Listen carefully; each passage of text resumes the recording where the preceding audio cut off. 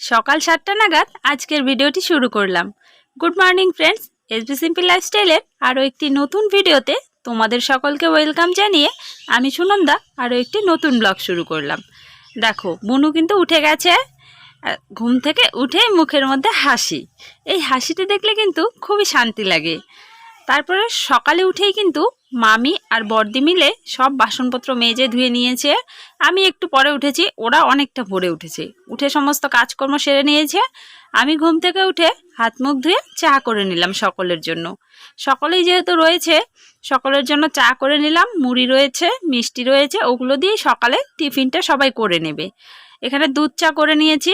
যতগুলো cup ready করেছি এতগুলো হয়তো লাগবে না, আর চাটাও বেশ অনেকটা পরিমাণে হয়ে গেছে, ঠিক বুঝতে পারিনি। তারপরে দেখো, সবাইকে চা দিয়ে বিস্কুট দিয়ে দিচ্ছিলাম। মুড়ি যে যেটা পছন্দ করে সে কিন্তু সেটা দিয়েই খাচ্ছে চা। আর আমার পিসির কিন্তু চায়ের নেশা একটু রয়েছে। তাছাড়া সেরকম কেউ চা খায় না, কিন্তু আমার পিসি সকাল বিকেল দুবেলায় কিন্তু চা খায়। বাবার দিদি তো বাবার মতোই, আমার বাবারও যেমন 2-3 বেলা চা লাগে, আমার পিসিরও কিন্তু চা দুবেলা লাগবেই। তো সকলের জন্য চা করে দিলাম। আর কালকে সকলে এসেছে, অনেক কিছু নিয়ে এসেছিল, সেগুলো তো আর কালকে অতটা বের করা হয়নি এতটা ব্যস্ততার মধ্যে, তাই আজকেই কিন্তু আমি সকালে বের করে সকলকে দিয়ে দিচ্ছি। তারপরে 9টা নাগাদ মামি বেরিয়ে পড়লো বাড়ি যাবার জন্য। উপায় নেই, যেতেই হবে।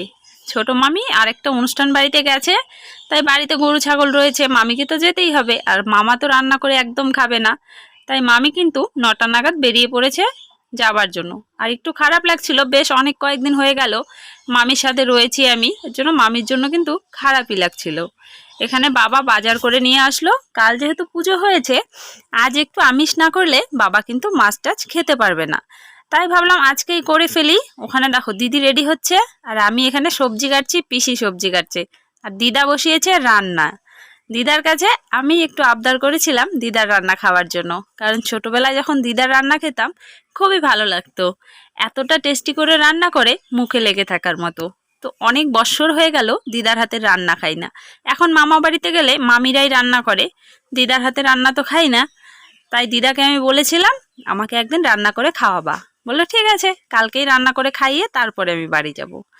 দাদু যেহেতু একটু অসুস্থ রয়েছে, এর জন্য দিদা মাঝে মাঝে এসে যে থাকবে সেটা কিন্তু থাকতে পারে না, তাই আমাদের আবদারেই দিদা কিন্তু রান্না করে নিচ্ছে। আর এইখানে দেখো দুষ্টুটা কি করছে, খেলা করছে। সত্যি বলতে ওর কিন্তু একদম ঝামেলা নেই, না কান্না করে না খাওয়ার ঝামেলা করে, কোনো কিছুই না। হ্যাঁ, খাওয়ার ঝামেলা বলতে ভাত খেতে চায় না, শুধুমাত্র গরুর দুধ খায়।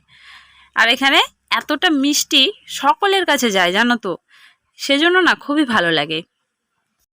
দিদাকে সব কিছু রেডি করে দিয়ে দিদা বাইরে রান্না করছে, তারপরে কিন্তু আমি ঘরে রান্না বসিয়ে দিলাম। এখানে আমি করছি, ভাগ্নি গিলা মেটে খেতে চেয়েছিল, সেগুলো নিয়ে এসেছে বাবা, গিলা মেটে আর মুরগির পা, আর কিছুটা মাছের ডিম মাছের তেল নিয়ে এসেছিল, সেগুলো আমি রান্না করে নিচ্ছি। আর পিসির জন্য লঙ্কা ছাড়া রান্নাটা আমি এখানে ঘরেই করে নিচ্ছি, কারণ বাইরে করতে গেলে অনেকটা লেট হয়ে যাবে। যেহেতু ছোট উনুনে করা হচ্ছে অনেকটাই দেরি হবে, আর পরিমাণে তো একটু বেশি রান্নাবান্না রয়েছে, তাই কিন্তু দিদা বাইরে করছে আর ঝটপট করে আমি এগুলো করে নিচ্ছি। কারণ খাওয়া দাওয়ার পরে সবাই কিন্তু বেরিয়ে যাবে বাড়ি যাওয়ার জন্য। সবাইকে বলছিলাম থাকতে, কেউ থাকবে না। দেখো পিসি রেডি হয়ে বেরিয়ে গেছে, মাসি রেডি হয়ে বেরিয়ে গেছে, ভাস্তিকে বললাম অনেকবার থাকতে, ভাস্তিও কিন্তু থাকবে না। ওই ভাস্তি আর ভাগনাটাকে যে দেখছো, ওরা কিন্তু আমার পিসির সাথে এসেছে। আমার পিসির ছেলের মেয়ে এসেছে, আর পিসা তো দিদির ছেলে এসেছে। সবাই কিন্তু একসঙ্গেই প্রায় বেরিয়ে গেল, শুধুমাত্র ইনি ছাড়া। ইনিও একটু পরে বেরিয়ে যাবে।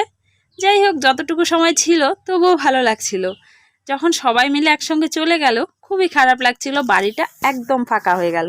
বুনু ছিল, বুনুকে নিয়েছিলাম, এখন কিন্তু বুনুরাও বেরিয়ে যাচ্ছে। দাদা ওদের দিয়ে আসবে, সন্ধে হয়ে গেছে। চলো আজকের ব্লগটা এখানেই শেষ করছি, দেখা হচ্ছে আগামীকাল।